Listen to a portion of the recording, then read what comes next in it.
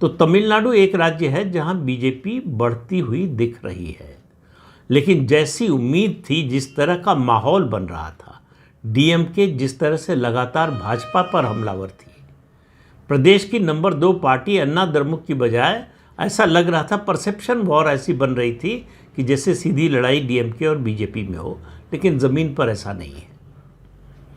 लेकिन आज इन 4 राज्यों की बात नहीं कर रहा हूँ, आज मैं बात केवल केरल की कर रहा हूँ।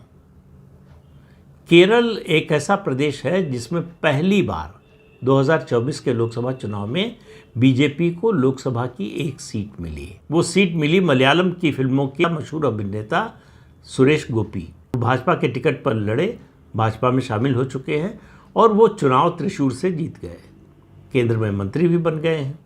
उसके अलावा भाजपा ने राजीव चंद्रशेखर, जो पूर्व केंद्रीय मंत्री हैं, उनको अपना प्रदेश अध्यक्ष बना दिया है। वो बड़े कम मतों के अंतर से शशि थरूर से तिरुवनंतपुरम की सीट पर लोकसभा का चुनाव हारे थे। 2 ऐसी भी सीटें थी जहां भाजपा ने ट्रायंगुलर कंटेस्ट बनाया। तो लोकसभा चुनाव में भाजपा को 19% वोट मिला। ये भाजपा की दृष्टि से एक बड़ी छलांग है केरल जैसे राज्य में, जहां उसका कोई ज़्यादा जनाधार नहीं था। आपको याद होगा 2015 के बाद वहां एक नई पार्टी बनी थी, भारत धर्म जनसेना पार्टी। ये श्री नारायण धर्म परिपालन योगम की पॉलिटिकल विंग है और इन दोनों संगठनों का, जो गैर राजनीतिक संगठन है और राजनीतिक पार्टी, दोनों का बड़ा प्रभाव माना जाता था केरल के एजवा समाज में, जो ओबीसी में आता है और सीपीएम का कोर वोट बैंक है। ये माना जाता था कि इनके आने से राजनीति में सीपीएम को बड़ा नुकसान पहुंचेगा और भाजपा ने गठबंधन कर लिया इनसे 2016 के चुनाव में, फिर 2021 के चुनाव में और 2024 के चुनाव में भी।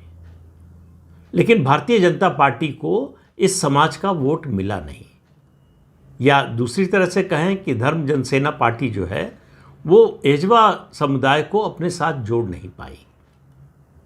तो अब केरल में ये पार्टी उस स्थिति में पहुंच गई है जहां एक समय भाजपा के लिए शिवसेना हो गई थी, कि वो भाजपा के विकास को अवरुद्ध करने लगी। तो केरल में ये समझा जा रहा है कि धर्म जनसेना पार्टी भाजपा के विकास को अवरुद्ध कर रही है, उसमें रुकावट बन रही है, क्योंकि उसकी वजह से भाजपा अलग से एजवा समुदाय को लुभाने की कोशिश नहीं कर रहा, उसको जोड़ने का उस तरह से खुला प्रयास नहीं कर रहा है।